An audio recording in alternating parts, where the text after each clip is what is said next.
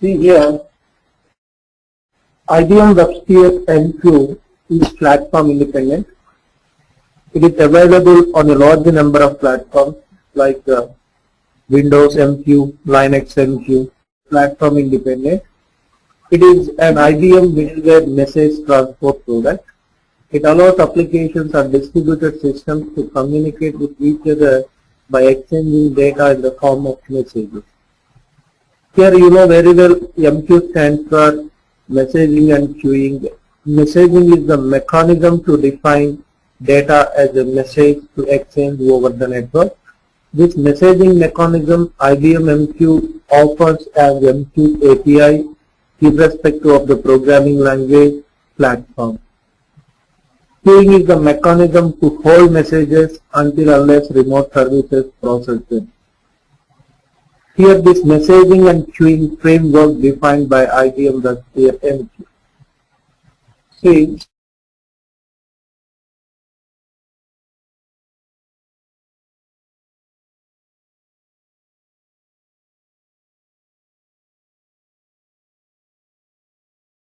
here we are having two distributed systems, right?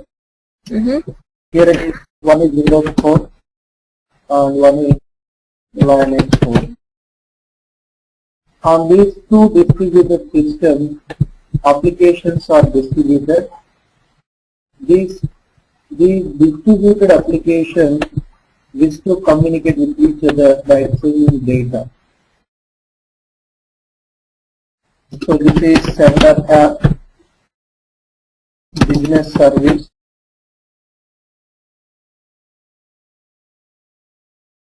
receiver app, this is business operation. This business service might Java, .NET program or C++.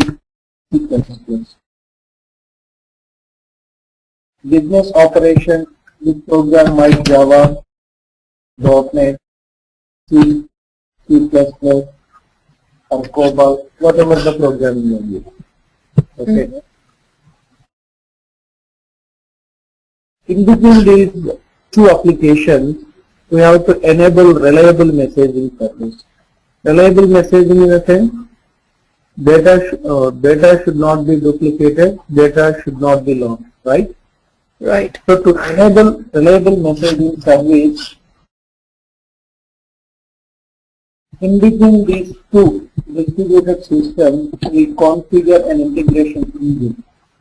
It is IBM MQ server. IBM MQ server, known as an integration engine, it integrates distributed applications irrespective of the programming language, protocol and platform. This IBM MQ provides MQ API to define data as a message. So programmers need to know implementation of MQ API to define data as a message and to connect IBM MQ server, put data on MQ queue. See here MQ API implemented. So my sender app first defines data as a message. Whatever the data it is put send to remote service. Application defines as a message. MQ message contains two parts. They are MQMD, header and payload. Payload known as message body. Payload known as message body. MQMD stands for MQ message descriptor. This is how MQ application defines message. Then it connects IBM MQ server.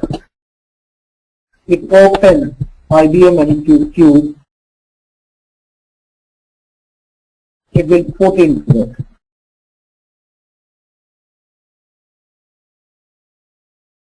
Put is nothing but write.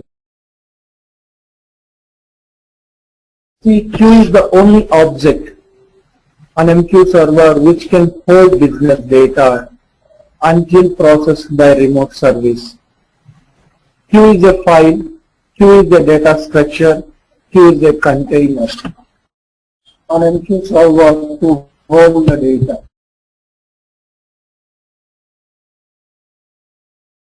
With remote service available, it connects IBM MQ server, it opens IBM MQ queue, it will get MQ message on queue, right? On MQ server, major operations are put and get. Here IBM MQ server supports once and only once delivery, guaranteed delivery. That means it supports a discrete delivery. It supports discrete delivery.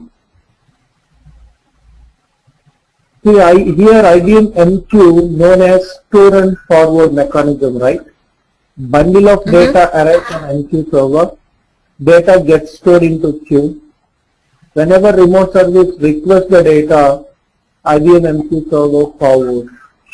So IBM WebSphere MQ known as store and forward mechanism. IBM WebSphere MQ known as an integration engine.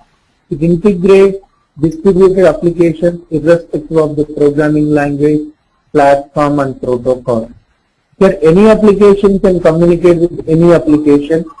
C can communicate with Java, Java can communicate with .NET, .NET can communicate with C++. All these applications can communicate with COBOL. Any application to any application, IBM MQ server can enable reliable messaging service. I know like IBM MQ servers can work with any platform, but is there any limitation for the message type that it can handle? See, message data here, message in our MQ series, predefined message types of four. They are datagram, request,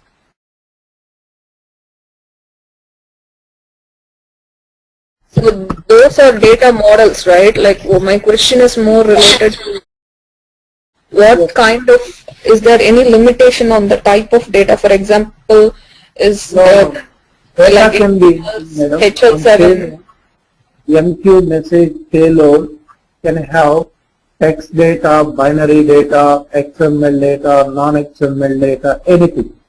Okay. Why? Because IBM MQ server does not define MQ message, right? An application defines message. Okay. So it can accept any kind of message. Yes, any kind of message. There's no specific format on that. The message must be in the MQ message format. The message body data can be anything. Data can be anything. Okay. Okay. So it has to follow the data format. It has to follow a format, but it can be any kind of message. Okay. Here it is MQ header, right? Yeah, header and payload. Okay. Payload. Here data can be XML, non-XML, text, binary, whatever the data. Okay. Message must be in the MQ message format. Okay. On MQ message payload, application can insert any kind of data. No problem. Okay. Okay. So when you say header, here on MQ message header, it holds control data about payload. That means message type. What is the message type? What is the message persistent? What is the message expiry? What is the message ID? What is the correlation ID? Okay. Yeah, I see it. So these are all the parameters. Whenever you create a queue, these are all the parameters that you set for that queue, so that whenever a message comes in, it will look into the values and put it into the queue? No, no, no, no. This whole message has to be defined by application only. Okay, how can you decide expiry on queue destination? IBM MQ server does not have Hold on. control expiry. Yeah, the reason I ask is, so in our company it works like this. So we work on the WMB flows, and we work with the MQ team who manages the MQ administration, who Yes. create queues for us. So whenever they create a queue, so that's when they will set up all these parameters for us. So it doesn't. So we are the customer for them, but we do not provide any kind of details like this, like what kind of a message type or persistence. I know, like persistence, expiry, message ID. We do not provide anything to them. So they just No, set no, no. all these parameters. Yeah. We will have default template, madam. We will have default template. Whenever do we want to create business queue on MQ server, we will have a default template they will provide. How they provide means, if you are creating, if customer requests the queue on one MQ server, create it, define max depth at 60,000. Define max message length as 4 MB or 100 MB. Define persistence. Yes. Okay. Define MQL class of height. Okay. This Okay, kind I of got practice we will have. Okay.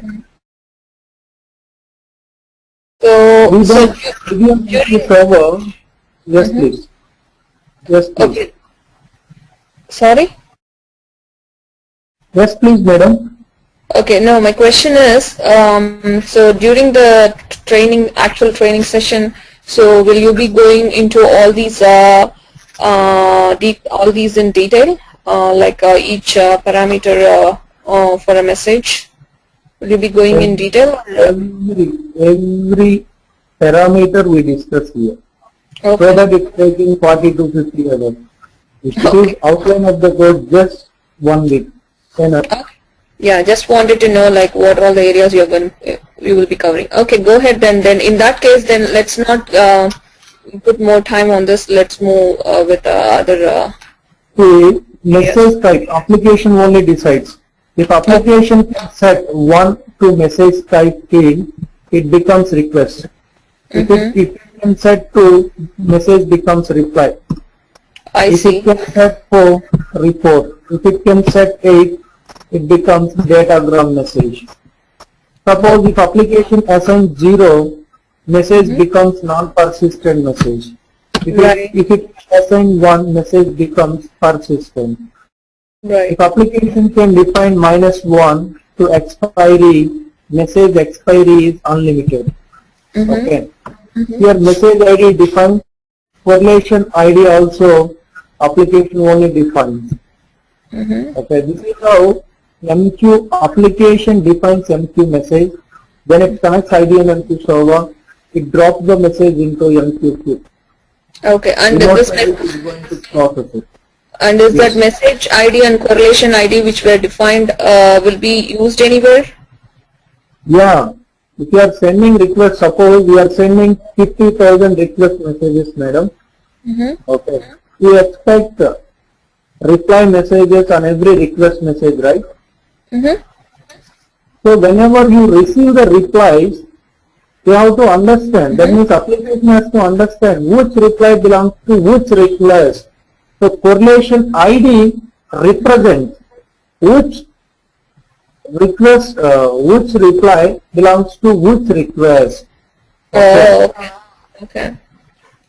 Suppose, Okay. madam, suppose this is my request type message, madam.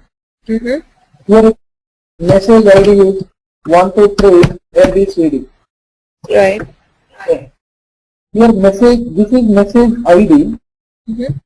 I define message type here. MSG type. Here it is 1, right? Right. It's a request. Okay. Here it is a request message.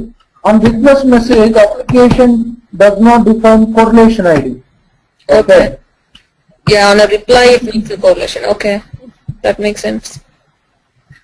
Now, whenever remote service receives this request type message, it understands message type as request, it will produce reply. It will produce reply type message. Here message ID must be universal unique, right? UUID, universal unique ID.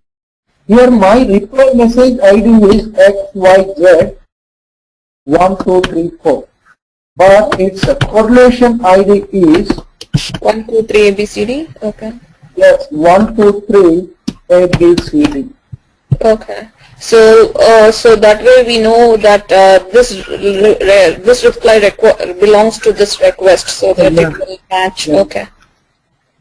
Yes. Okay. Got you. So persistence, if application does not decide, queue definition enables its persistence on MQ message. Okay. Yeah. So Sometimes we actually, really face this application issue one time. So whenever the broker is bounced, I think if the persistence is not defined, we will lose the message on the queue, I guess, right? No, just wait. Here, whenever an application does not decide message persistence, that message persistence enabled on a MQQ. That means here, see this message persistence nothing, right? Right. So whenever this message arrives on queue, queue definition enables its persistence. Suppose on this queue definition, if you define persistent as non-persistent, this message becomes non-persistent message. That's right.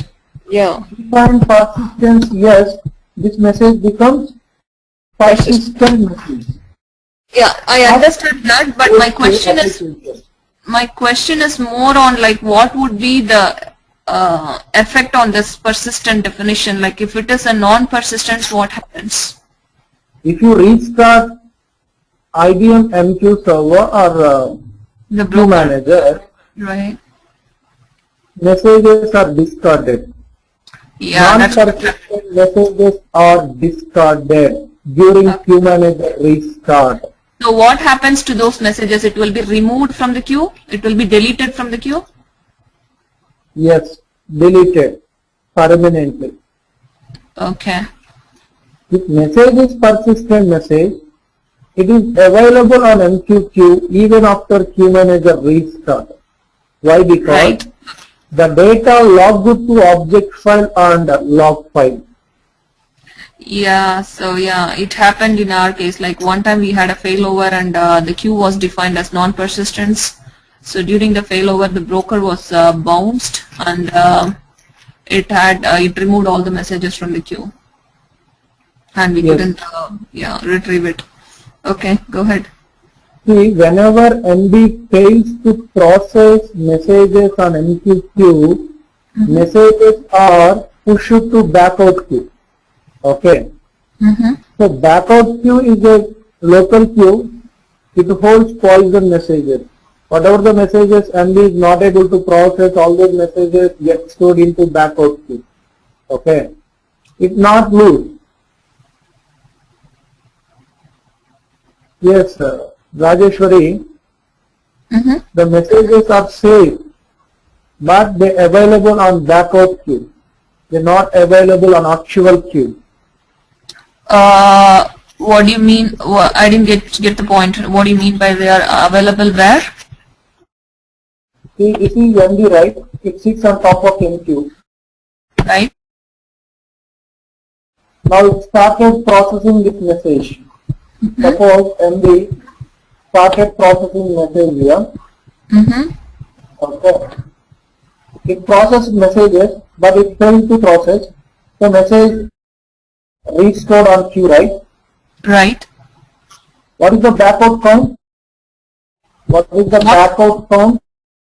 Backout count. What do you mean by Yes. backout count? How many times the service failed to process one time now. Okay. Mm-hmm. Yes, MD processed messages from queue. Right? Right. Something wrong about MQMD header or about payload. It Okay. is going to restore message on queue. Right. It's going to sit on the queue until, no, it's going to loop actually, right? No. First it tries to process, it failed, right? Yeah, it fails After it normally. failed.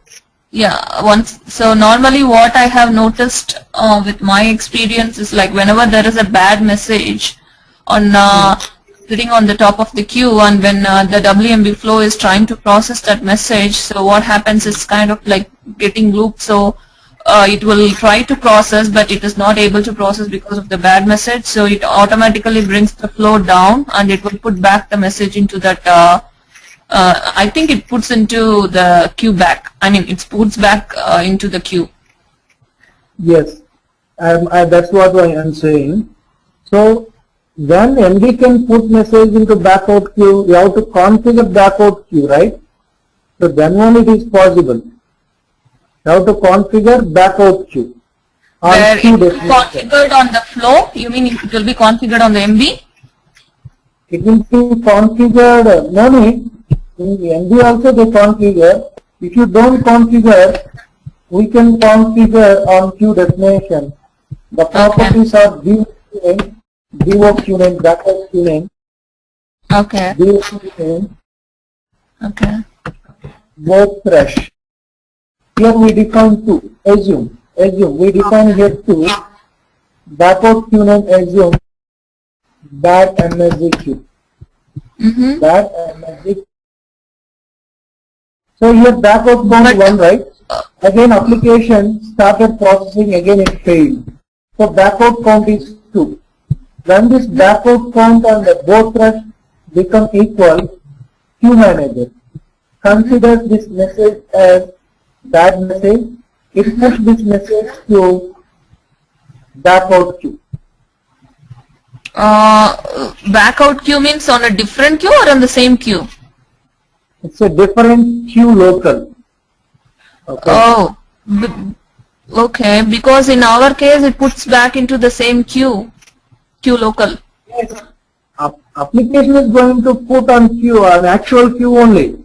Okay. Whenever the both thresh and backout count of the message become equal, then a queue manager, MQ server, considers message as bad message.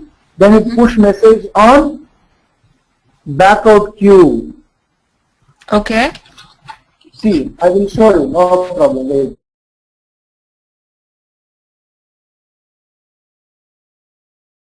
This is IBM MQ server, right? Mm-hmm. In this server, there is a business queue. It holds data.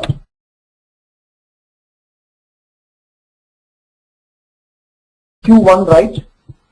Mm-hmm. On this Q1, message flow 1 process messages. Okay. On this queue definition, view of queue name is backup queue. Mm-hmm.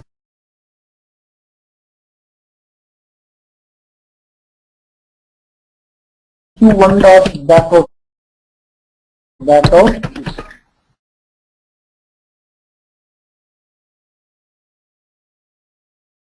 Go thresh is 2. Good. Okay. So to this Q1, what we configure? We configure backout queue. Okay. So in that case, if you are defining that way, then you should be creating that q1.backout.queue also. Yes. Okay. How to define this? Okay. Q1.backout.queue. Okay. So, but Q1 will be pointing to its QL, and apart from that, it will have this Qn.backout.queue, which is pointing to its own QL. That's what you mean, right? Yes. Okay. Your application drop the messages here for message flow 1. This is message 1. It's a backout count 0. Backout count 0. Now message flow 1. MSG flow 1 started processing messages on Q1. Okay. Message flow 1. It's connected IBM MQ Queue Manager. It opened MQQ, started getting message. This message flow 1 failed to process this message. Okay. Message restored on Q1. So your backout count increased by 1. Right. So what is the backout count on this message? It was 0. 1, right? It was 0. You said it. Again, Okay. again message flow 1 made an attempt to process. It failed. Okay. So it becomes 2 and it reaches the both rush value and then it puts into the queue backout queue.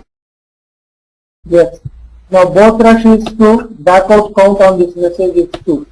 So both are equal. Queue manager, that is IBM MQ server, considers this message as bad message, as poison message, then it push message to its backout queue. Okay. So Now message it can process the following messages. okay. Whenever that message is to backout queue, it is going to process following messages. Okay. Okay. That is good one to know because our application it doesn't work that way. There is no backout queue defined. So what happens is like whenever there is a bad message stuck, we normally look into it keeps on looping. So and it brings the flow down at some point. We know for sure that that's a bad message. So we manually remove it and send it to business to review. So that's what we are doing right now. But this is a good design where you can put it into your backup queue and continue with other messages so we can look into the backup queue later. Yeah, that's a good one. Okay, go ahead. So this is also we configure practically, we can show you, no problem.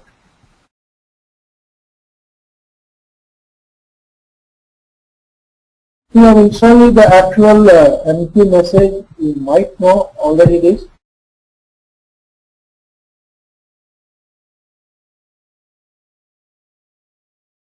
This is MQ message, right? Message, descriptor, message body. Here it is text to data, right? Here it is text to data. This is control data. The MSG type, it is a message is datagram. Message expiry -1. Its lifetime is unlimited, never expires. Okay. Persistence is 0. So message is non-persistent message. Priority, it is 0, right? Your message ID, it is universal unique. But there is no correlation ID, right? Your message type is datagram. If message is datagram to remote service, it does not send any kind of reply. So, even if it is request type message, there is no correlation ID on request type message. On reply type message only, we can find MSG ID and correlation ID both. Which application defines this message, at what time, on which date this message is defined, what is the group ID, message sequence number, all these flags. Okay. So all this details will be displayed when we do a KPMQS BCG browse, right? Yeah, when we browse messages, then we can know all these fields. Okay. This is how MQ application has to define MQ message. Then remote MQ application can process it. Okay.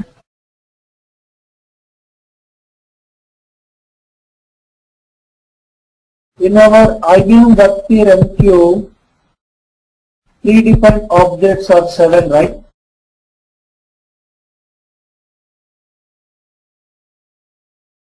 What are they? One is queue manager, second one is queue, third one is channel, Fourth one is business. Fifth one is process, name list, and service. Okay.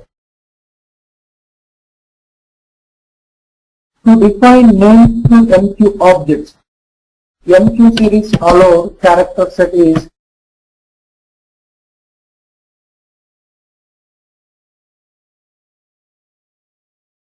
A to Z capital, A to Z small, 0 to 9 digit, special characters are dot, slash, mod, underscore. This is the character set allowed by IBM WebSphere MQ to define names to MQ objects. You can define MQ objects with less than or equal to 28 characters, except the channel. Channel name can have less than or equal to 20 characters. What is that channel? What is the first one? 48 characters. To any object you can define a name with less than or equal to 48 characters. Okay. So to administrate these MQ predefined objects, we have MQ predefined commands. MQ predefined commands broadly divided into three types. They are control commands, MQSC command, third one is PCF command. As the WMQ system admin, we work with control commands and MQSC command. We don't work with PCF command. MQ programmer. What is that PCF command? Sorry, I didn't get that. Programmable command format commands. Okay. These commands are defined by MQ programmers to create dynamic queue on MQ server at runtime. Okay. Oh, okay. We work with PCF commands. We work with control commands and MQSC commands. MQSC stands for MQ script commands. Here, these commands are around 40. Control commands around 20 to 25. Control commands we can execute at OS level. Okay. MQSC commands we can execute at MQ server level. Okay. IBM WebSphere MQ predefined objects, predefined commands, and administrative console consistent between platforms. Okay. On Linux, on Windows, whatever the platform except ZOS, AS400, on distributed systems, MQ objects, MQ predefined commands, administrative consoles are consistent, madam. Okay. See, in these 7 MQ objects, Queue Manager is an initial object. Queue Manager is foremost object. Until we create Queue Manager, we cannot define rest of the MQ objects. Queue Manager itself MQ server, Queue Manager itself MQ engine. Queue Manager is a subsystem. It controls and holds rest of the MQ objects. Queue Manager is single point of contact to all the applications to perform either put or get an MQ predefined queue. When application wants to put message into queue, first application has to contact the Queue Manager. Okay. That means it has to connect the Queue Manager, then only it can access the queue. See here. So what is a broker then? The broker sits on top of MQ server, top of Queue Manager, right? That means broker also connects the Queue Manager, it opens the queue. It's not part of MQ object? Yes, it is not part of the MQ object. There is a queue, there is a broker, in our Queue Manager control, some broker queues are available. Queues are going to hold the data, that's it.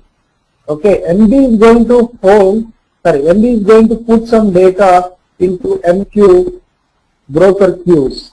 Okay, like authorities, all the things, right? So MD does not become object of MQ, right? MQ objects are the 7 only. Okay. See here it is queue manager.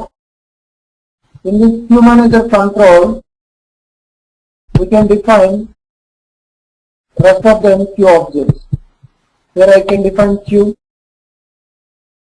A number of queues you can define. Queue manager can hold. Why? Because queue manager itself MQ server. You can define channel,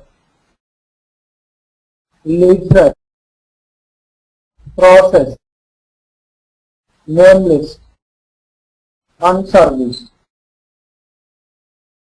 See here queue manager holds and controls rest of the MQ objects, right? So queue manager is like a service, or it's like it's not a service, it's an object. Okay. I thought an object, it is a service.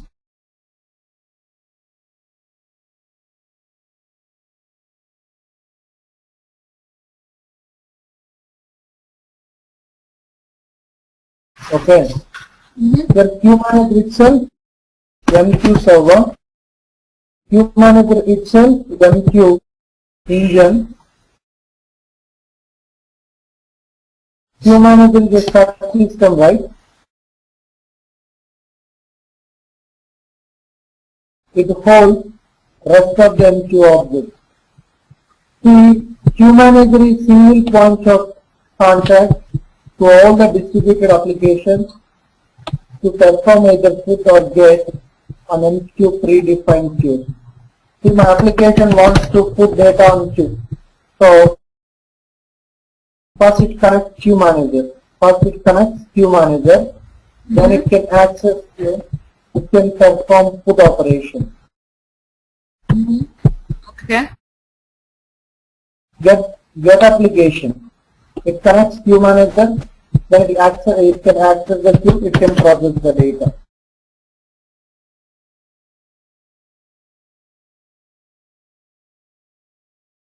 If there is no queue manager, there is no rest of the objects. Okay.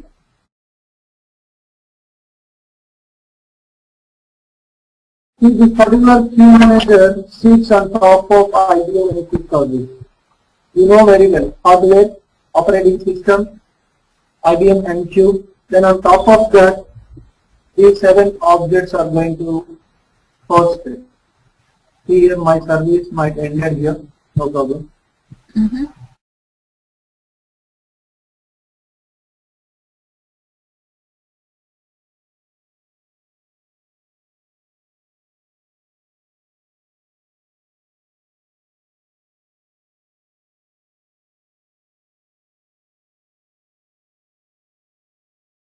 I will show you how a C programmer will write a program, how a Java programmer will define a program to perform either put or get on MQ queue.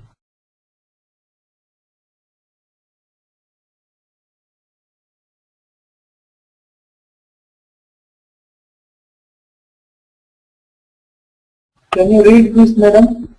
Yeah.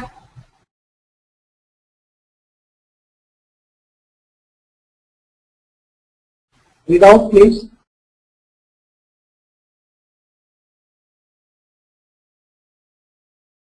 I selected statement. Please read out. What is that you want me to read out? I selected a statement, right? Yeah, sample C program that asynchronously puts message to message queue. Yes, this is a sample C program. See, they include MQ API. Here MQ API available as header file, right? For C programming language, MQ API available as header file. Okay, they include this header file. Okay. To include the MQ API. So very first program has to connect Queue Manager, right? So to connect Queue Manager, C program executes MQ con call on Queue Manager name. MQ con of Queue Manager name. Okay. So it connects Queue Manager. Then program has to open the queue to perform either put or get. Right. So for that, it executes MQ open call on queue. MQ open of queue object name. Then it will produce message.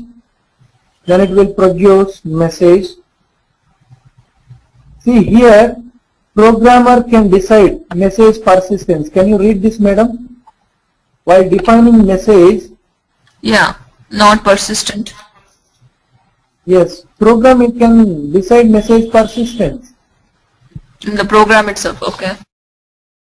Yes, message ID, everything. After that, So this is like a general template that will be on the for that application once they define on that program. yes, this is how a C programmer writes a program to perform either put or get on MQ server. Okay.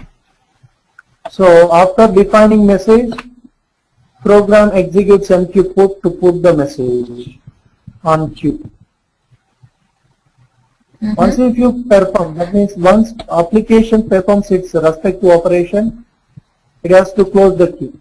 So for that, it executes MQ close. Okay. So connect. So basically connect, open, perform, and close. Okay. At last, if it wants to disconnect, it can disconnect from IBM MQ Queue Manager. Okay. Otherwise, instead of disconnect, it can open some other queue, it can perform either put or get. Again, it can close the queue, it can open some other queue in the Queue Manager. It can perform either put or get. Multiple queues also can be opened by applications at a time to perform either put or get. Okay. So this is how a C programmer will define the program. So if we come to Java, I will show you sample Java program. See here, programmer imports MQ API as follows. Can you read this? Yeah.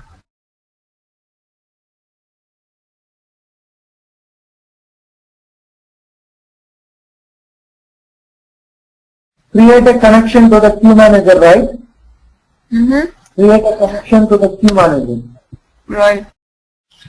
So for that, an object is defined to MQ Queue Manager class and constructor the path name of the Queue Manager. Then it connects. Now specify the queue that we wish to open and the open options. Accessing queue. How they can access the queue? That means program has to open the queue. Queue Manager dot access queue. Then program will produce message with the help of MQ message class. Method is msg dot write UTF. Put message to the queue. What is the method? Queue dot put, right? Queue dot put. Okay. So after that, if application wants to get, queue dot get. Either put or get method. Either put or get. Okay, but that would should be enabled. Okay. Queue dot close. Then disconnect from IBM MQ server. The major operations are just connect the server, open queue, perform either put or get, close the queue, disconnect from IBM MQ server. Right? Your IBM MQ server is queue manager, right? Mm-hmm. So it can be written Any in C, confusion? it can be written in Java also, okay? For every programming language, IBM WebSphere MQ provides MQ API. Okay. For C program, it provides MQ API. For Java program, it provides MQ API. For .NET, for any programming language. Okay. Any queries, madam? No, so far it's good. Really good. See, this particular queue manager sits on top of IBM MQ service. If it is Windows, no, madam, you know very well, but let me introduce hardware. On top of hardware, operating system. On top of operating system, we install MQ. On top of this, we host MQ objects.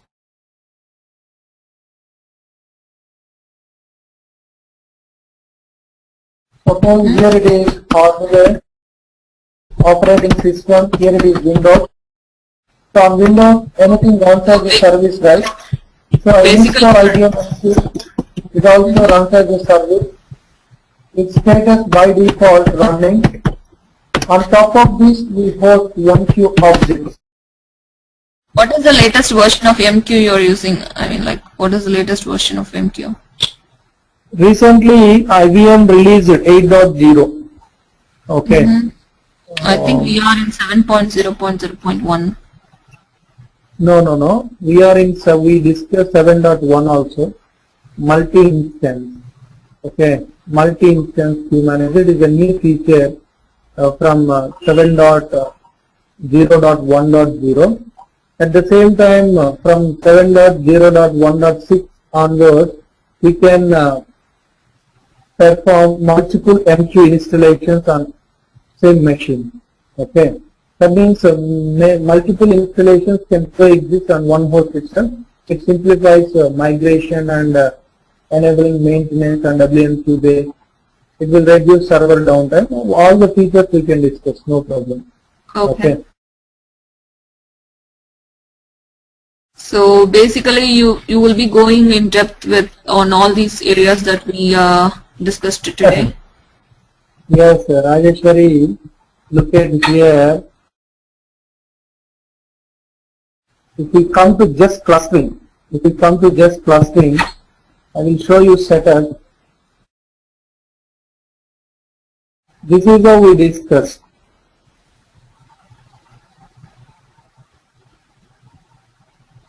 So you will be the one who will be actually doing the training session? Yeah. See, for every mechanism, suppose if we come to DQM,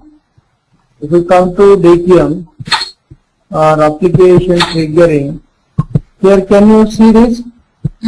Request applied setup on distributed systems.